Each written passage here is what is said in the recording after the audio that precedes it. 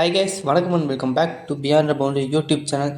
இன்றைக்கி என்ன பார்க்க போகிறோம்னா, நம்ம சேனலில் புதுசாக ஒரு சீரிஸ் மாதிரி ஆரம்பிச்சிருக்கோம். என்னன்னா ஐபிஎல் அல்டிமேட் கவுண்ட் டவுன் அப்படிங்கிற ஒரு சீரிஸ் ஆரம்பிச்சிருக்கோம். அந்த சீரிஸில் என்னென்ன பார்க்க போகிறோம்னா, எந்த team best openers, finishers and bowler, space bowler and spinners எல்லாத்தையும் தனித்தனியாக பிரித்து எந்தெந்த டீம் எவ்வளோ பெஸ்ட்டு, அதாவது எந்தெந்த டீம் எப்படி வச்சுருக்காங்க அப்படிங்கிறத இப்போ டாப் 10 பார்க்க போகிறோம். அதாவது கவுண்ட் டவுன் நீங்கள் நார்மலாக பார்த்தீங்கன்னா ஸ்டார் ஸ்போர்ட்ஸ் தமிழ்லேயே பார்த்துருப்பீங்க. அது மாதிரி நம்ம என்னோட ஒப்பீனியனில் பண்ண போகிறேன்.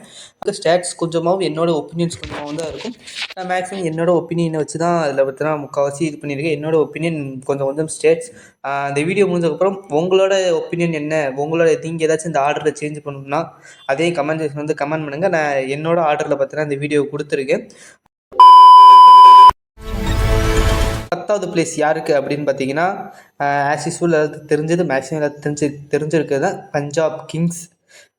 டாப் 10, அதாவது 10வது பிளேஸ் யாருக்குன்னு பார்த்தீங்கன்னா பஞ்சாப் கிங்ஸ் தான். உங்களுக்கு பார்த்தீங்கன்னா ஓப்பனர் யார் அப்படின்னு பார்த்தீங்கன்னா பிரப்சிம்ரன் சிங்கும் ஜோஸ் இங்கிலீஷ் தான் மேக்ஸிமம் ஓப்பனிங் போவாங்க. மற்றபடி பார்த்தீங்கன்னா அவங்களுக்கு அவ்வளோ பெரிய எக்ஸ்பீரியன்ஸான பிளேயர்ஸ் கிடையாது. எக்ஸ்பீரியன்ஸ் பிளேயர்ஸ் மீன்ஸ் ஓப்பனிங்கில் இவங்க 2 பேர் தான் இருக்க மாதிரி இருக்கும். பட் ஜாஸ் இங்கிலீஷுமே ஆஸ்திரேலியாவுக்காக விளாட்றப்ப அதிகமாக மிடில் ஆர்டரில் தான் ஆடிட்டு இருந்தார். ஸோ உங்களோட ஓப்பனிங் அதனால தான் பார்த்தீங்கன்னா 10வது இடத்த பிடிக்குது. இவங்களுக்கு பார்த்தீங்கன்னா இந்த ஓப்பனர்ஸுமே கிடையாது அப்படிங்கிற டீமே கொஞ்சம் கொலாப்ஸான மாதிரி தான் இருக்குது. ஓப்பனர்ஸ் கிடையாது. ஸோ இவங்க டீம் பார்த்தீங்கன்னா 10வது பிளேஸை பிடிக்குது. நெக்ஸ்ட் 9வது பிளேஸ் எந்த டீம் வந்திருக்கு அப்படின்னு பார்த்தீங்கன்னா லக்னோ சூப்பர் ஜெயண்ட். பிகாஸ் இவங்களுக்குமே அதே மாதிரி கிட்டத்தட்ட ஒரே பிரச்சனை தான்.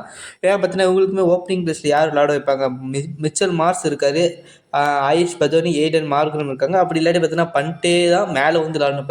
பட் பண்ட் வந்து மேலே வந்து விளாடுவாரா, ஓப்பனிங் வந்து விளாடுவாரா தெரியாது. ஏன்னு பார்த்தீங்கன்னா 1-1ல் T20 விளாண்டார். பட் ஐபிஎல் ஆடுவாரா தெரியல. பட் விளாடவும் வாய்ப்பு இருக்கு. ஏன்னு பார்த்தீங்கன்னா உங்களுக்கு பார்த்தீங்கன்னா மிடில் ஆர்டரில் லெஃப்ட் ஹேண்டர் நிறையா இருக்காங்க. டேவிட் மில்லர் இருக்காங்க, அண்ட் நிக்கோலஸ் பூரனுமே அந்த இடத்துல வராரு. அப்படிங்கிறப்ப பண்ட் மேபி ஓப்பனிங் வர வாய்ப்பு இருக்குது. பட் பார்த்தீங்கன்னா உங்களுக்கு இதுலேயுமே குழப்பம் இருக்குது, அவ்வளோ பெருசாமல் இல்லை. ஏன்னு பார்த்தீங்கன்னா மிச்சல் மார்ஸ், ஆயுஷ் பதோனி, அப்படி ஏடன் மார்கனம் எல்லாமே ஒரே மாதிரி பட் செட் ஆகாத மாதிரி தெரியுது.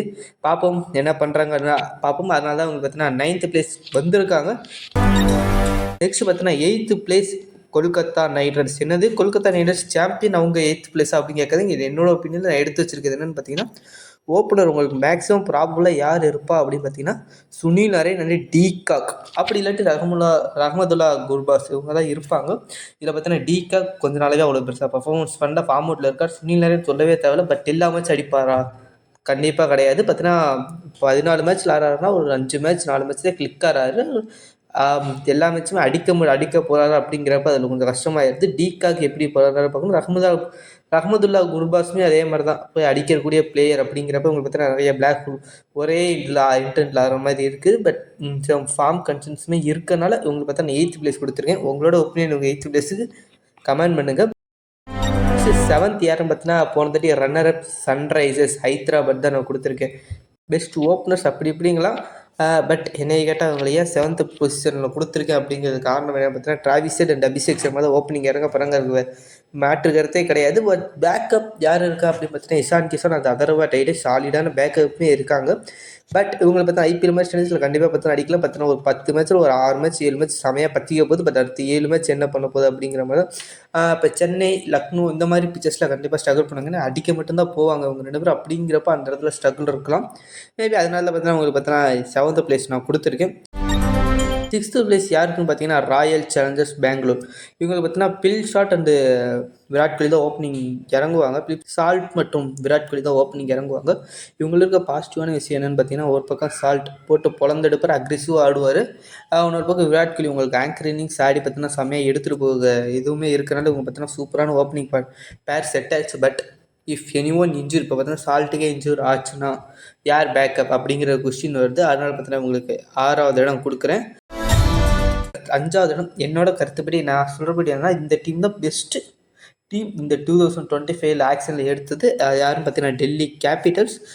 ஓப்பனர் யார் இருப்பாங்கன்னா கேஎல் ராகுல் அண்டு ஜேக் பிரசஸ் மெகர் தான் மேக்ஸிமம் இருப்பார். பட் கேஎல் ராகுல் மிடில் ஆட போவாரா தெரியாது, மேக்ஸிமம் போக மாட்டான்னு தான் நினைக்கிறேன். ஓப்பனிங் தான் ஐபிஎல் ஆடிட்டு இருக்காரு.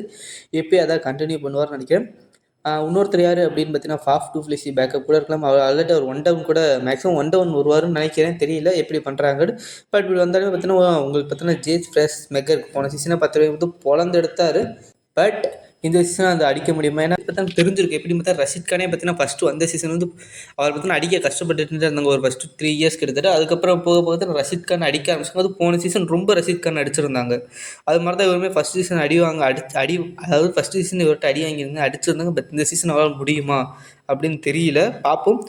அதே தான் கேஎல் ராகுல் ஸ்ட்ரைக் ரொம்பவே கம்மியாக இருக்குது. போன சீசனுமே பார்த்துக்கோங்க ரொம்ப ரொம்ப கம்மி. அதனால தான் எல்எஸ்ஜி அவங்க அவரை ரிலீஸ் பண்ணதுக்கு காரணமே ஃபாஃப் டு பிளேஸுமே ஓப்பனிங் இறங்கினாலுமே அவரோட ஸ்ட்ரைக் ரேட்டும் அவ்வளோ பெருசாக இல்லை போன சீசன். அதனால் பார்த்தீங்கன்னா உங்களுக்கு அஞ்சாவது பொசிஷன் கொடுத்துருக்கேன். நெக்ஸ்ட்டு 4 யார் அப்படின்னு பார்த்தீங்கன்னா எல்லாத்தோட ஃபேவரட் சென்னை சூப்பர் கிங்ஸ். எனது 4th பிளேஸ் அப்படின்னு சேர்க்காதீங்க. எஸ் பார்த்தீங்கன்னா ஏன் 4th பிளேஸ் கொடுத்துருக்குன்னா அவங்கள்ட்ட இருக்க ஒரு பாசிட்டிவான விஷயம் என்னன்னா Ruturaj Gaikwad and Dhawan Conway. Maybe பேக்கப்பாக பார்த்தீங்கன்னா யாருக்காச்சும் ஒரு தெரிஞ்சுன்னா கூட ரச்சின் ரவீந்திராவால் ஓப்பனிங் இறங்க முடியும். அவர் மேக்ஸிமம் 1 டவுன் இல்லை 4th ரவுண்டில் வரதுக்கான வாய்ப்பு இருக்குது. பட் ஒரு அசிம்சன் நான் சொல்கிறேன். இப்போ Ruturaj Gaikwad Devon come in already இவங்கள தான் பார்த்தாச்சு. மித்த முக்கால்வாசி டீமுக்கு பார்த்தீங்கன்னா புது ஓப்பனர்ஸ். பட் இவங்களுக்கு மட்டும்தான் பழைய ஓப்பனர்ஸ் பக்காவாக செட் ஆனவங்க சூப்பராக பர்ஃபார்மன்ஸ் பண்ண ஓப்பனர்ஸ்னே சொல்லலாம். சிஎஸ்கேக்கு ஒரு சிஎஸ்கே ஃபேன்ஸ்க்கு ஒரு ஃபேவரட் ஓப்பனர்ஸில் இவங்களுமே ஒருத்தங்க இருப்பாங்க. பட் இவங்கள்ட்ட இருக்க பாசிட்டிவ் என்ன அப்படின்னு ஃபஸ்ட்டு பார்த்துருவோம். டிஸ்அட்வான்டேஜ் பார்க்க பாசிட்டிவ் அப்படிங்கிறப்ப பார்த்தீங்கன்னா கன்சிஸ்டன்ஸாக இருப்பாங்க, சூப்பராக பர்ஃபார்மன்ஸ் பண்ணியிருக்காங்க, இனிமேட்டு பண்ணுவாங்க. பட் அவங்கள்ட்ட அந்த ஃபயர் பவர் இருக்கா அப்படின்னு தான். ஏன்னா பார்த்தீங்கன்னா எல்லா டீமும் அடிக்கிற மாதிரி பவர் பிளேயில் 60 அடிக்க முடியும். பட் 60 அடிக்கிற பவர் இருக்குது. பட் இப்போ நடக்கிற ஐபிஎல், அதாவது இப்போ ஐபிஎல் எப்படி நடக்குன்னு உங்களுக்கே தெரியும். போன சீசனில் பார்த்தீங்கன்னா 80-90 அசால்ட்டாக அடிச்சுட்டே இருந்தாங்க. அசால்ட்டாக அடிச்சுட்டு இருந்தாங்க பாட்டாக ஃப்ளாட் பிச்சு. அப்படிங்கிறப்ப இந்த 2 பேட்ஸ்மேனால் அந்த 90-80 ஈஸியாக அடிக்க முடியுமா ஃபஸ்ட்டு பவர் பிளேயில் அப்படிங்கிறது பார்த்தீங்கன்னா ஒரு மிகப்பெரிய கேள்விக்குறி. அதனால் இவங்களுக்கு பார்த்தீங்கன்னா 4வது பிளேஸை தந்திருக்கேன். 3rd பிளேஸ் யாருக்கு போதும் பார்த்தீங்கன்னா Mumbai Indians. Rohit Sharma and Rickelton and Will Jacks. Rohit Sharma கூட ரிக்கல்டன்ஸ் அண்ட் வில் ஜாக்ஸ் 2 பேரும் யாரு கூட மாற்றி ஸ்வாப் பண்ணிக்கலாம். பட் என்னோட ஒப்பீனியன் படி ரிக்கல்டன் போகிறது தான் பெஸ்ட். ஏன்னா பார்த்தீங்கன்னா ரிக்கல்டன் பண்ணிங்கன்னா உங்களுக்கு விக்கெட் கீப்பிங் ஆப்ஷன் வரும், பேட்ஸ்மேனும் வரும். பட் வில் ஜாக்ஸ் போனீங்கன்னா உங்களுக்கு பார்த்தீங்கன்னா ராபின் மீன்ஸ் தான் கீப்பிங் பண்ணுற மாதிரி இருக்கும். பட் என்னை கேட்டால் ரிக்கல்டன் பார்த்தீங்கன்னா இப்போ சூப்பரான பெர்ஃபார்மன்ஸ் பண்ணிருக்காரு. ரீசன்ட் ஃபார்ம் பார்த்தீங்கன்னா வில் ஜாக்ஸோட ரிக்கல்டனோட ஃபார்ம் பார்த்தீங்கன்னா பெட்டராகவே இருந்துகிட்ருக்கு. நீங்கள் இப்போ சாம்பியன்ஸ் டிராஃபியில் ஆப்கானிஸ்தானுக்கு எதிராக கூட ஒரு செஞ்சுரி அடிச்சுட்டு வந்திருக்காரு. ஆல்ரெடி பார்த்தா ஒரு டபுள் செஞ்சுரி வேறு அடிச்சிருக்காரு டெஸ்ட்டில். ஸோ சூப்பரான ஃபார்மில் வந்துருக்காரு. ஒரு குட்டி டீகாக்னே சொல்லலாமே. அதாவது மும்பை இந்தியன்ஸ் 2019 கப் அடிச்சப்போ பார்த்தீங்கன்னா முக்கியமான பங்கு குவிண்டன் டீகா கொடுத்துருந்தாரு. அதே மாதிரி சிமிலராக தான் ஆடுறாரு ரிக்கல்டன். மேபி ரிக்கல்டன் யூஸ் பண்ணுறது ரொம்பவே நல்லாயிருக்கும். இதில் உங்களுக்கு பார்த்தீங்கன்னா மைனஸ் பாயிண்ட் அப்படிங்கிறது என்னென்னு பார்த்தீங்கன்னா ரிக்கல்டன் ப்ளே பண்ணாங்கன்னா அவர் பார்த்தீங்கன்னா ஃபஸ்ட் இயர் ஐபிஎல் ஆட போகிறாரு. எக்ஸ்பீரியன்ஸில் அது கொஞ்சம் கஷ்டப்பட வாய்ப்பு இருக்கும். வில் ஜாக்ஸ் அவருமே அதே ஒரு வருஷம் தான் விளாண்டுருக்காரு. அதுவுமே ஃபுல்லாக 14 மேட்ச்சில் விளாட கிடையாது, கம்மியாக தான் விளாண்டுருக்காரு.